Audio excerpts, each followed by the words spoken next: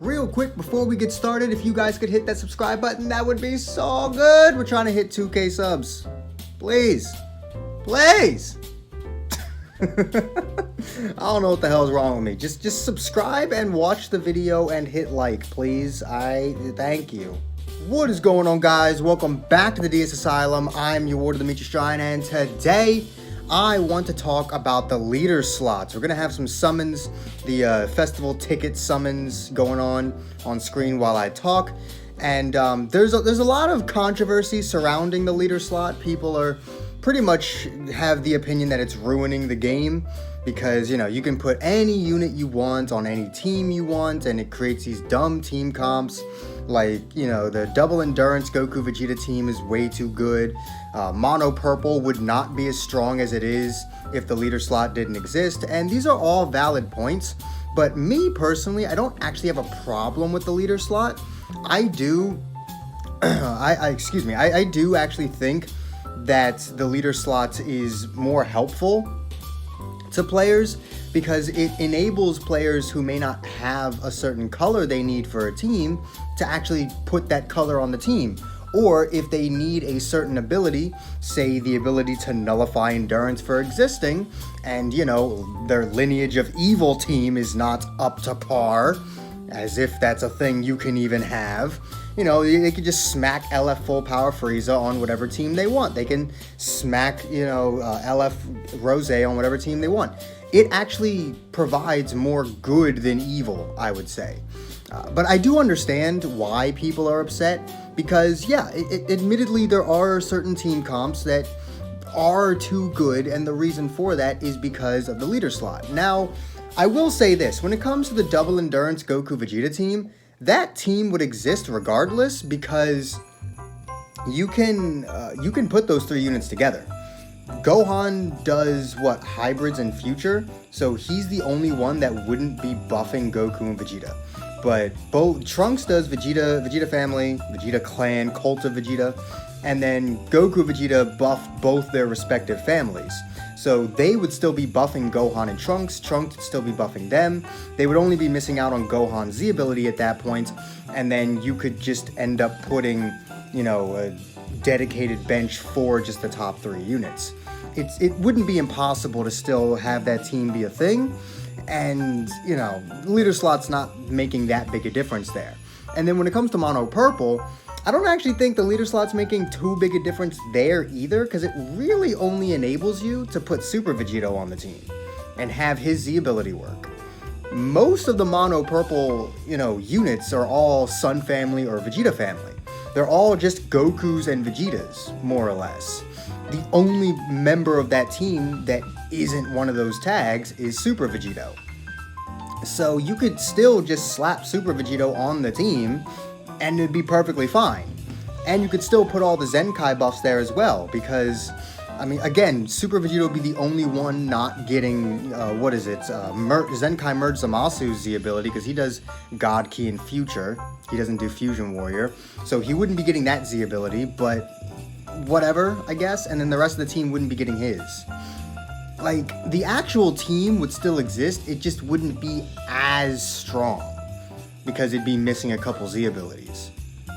So I do think people are kind of, you know, they're being a little bit dramatic when it comes to the leader slot. I don't think it's actually ruining the game. I don't think the concept of being able to put a unit on any team is inherently a bad thing.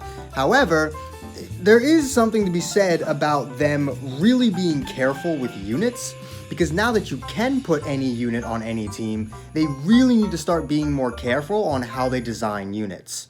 That's why I kind of like the fact that, you know, in order for Trunks to get his endurance, he needs to be with his boosted tags, the ones he buffs with his Z ability, Vegeta family or Future. If both battle members are not one of those two tags, he's not going to get his endurance, and that might seem restrictive, but it's supposed to be. It's supposed to be restrictive so that you can't just slap him on the leader slot on any team, on any team in the game. Now, admittedly, Trunks is good enough to the point where his endurance, not having his endurance, doesn't really matter all that much, but, you know, endurance is a very powerful ability. It is something that you want him to have, And if you put him on the leader slot on fucking God Key, well, actually, God Key, you probably could still meet those conditions. So let's say you put him in the leader slot of movies. You're probably not going to get that.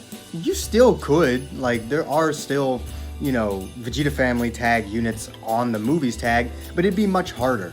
If you put Trunks on like the androids tag, you sure as hell are not getting his endurance out of that, right? You get a very powerful blue unit, far better than 21, but he's not really living up to his full potential. So I think in the future, going forward, they need to start designing units to be a little bit more restrictive with some of their better abilities. Like, say a unit gets uncancelable card draw speed. Fine, but there needs to be a restriction to that. Either, you know, they have to be with a certain tag, or, you know, I guess you can slap it behind a unique gauge, but whatever. Basically what I'm saying is their best abilities need to be a bit more restrictive nowadays, because if you're going to have units be accessible on every single team, there will become a problem when a unit is too good, and putting them on a team just immediately makes that team super good. Goku and Vegeta are kind of like that. Like, any team you put them on just instantly becomes better, but I wouldn't say that putting them on a team just automatically makes the team unbeatable. Like, I wouldn't say they're quite that stupid. Like, I've actually said this, I think, to some people on my Discord, but I actually think that the mono purple meta is easier to deal with than the hybrid meta. The reason why it's so annoying is because you see it far more often. Mono purple is a lot easier to have. They've Zenkai'd a lot of fucking purple units. They've released a lot of fucking purple units. I'm convinced that their two favorite colors are purple and blue, because that seems to be all they ever release and all they ever fucking Zenkai. Like, that's literally all they ever do, is just purple and blue units. So, like, mono purple is a lot easier to get. The Zenkai units, pretty much all of them can be found in the Rush Metal shop, and they all have, you know, banners out. And there's plenty of options, the plethora of different variations of mono purple. So because a lot of people can use it, it's not as premium as the hybrid tag was. You just see it far more often. But I do think because of the units surrounding them, the other teams surrounding them, mono purple is not as devastating of a team as hybrids was. Nor do I believe that the leader slot is what makes mono purple so stupid.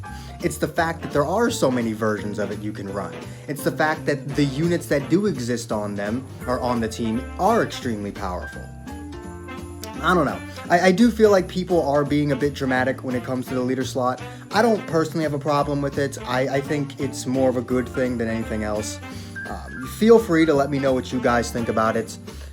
That's just me, though. That's just me. Leader slot's fine, but they really do need to start considering either toning the units down or trying to restrict them in some way so that you're not just slapping them on every single team. At least for the better units, right? Obviously, for your average units, your average all-star units, don't restrict them. Just let me put them on whatever team I want. But for your super powerful LFs and Zenkais, especially Zenkai LFs, probably make them a bit more restrictive. But yeah, let me know what you guys think about it in the comments down below. If you enjoyed this video, do make sure to hit that like button, subscribe if you haven't already. Hit that join button if you can, it really does help the channel out. All the links you could ever want are in the description down below. And I will see all of you inmates back here at the asylum for the next video. Peace.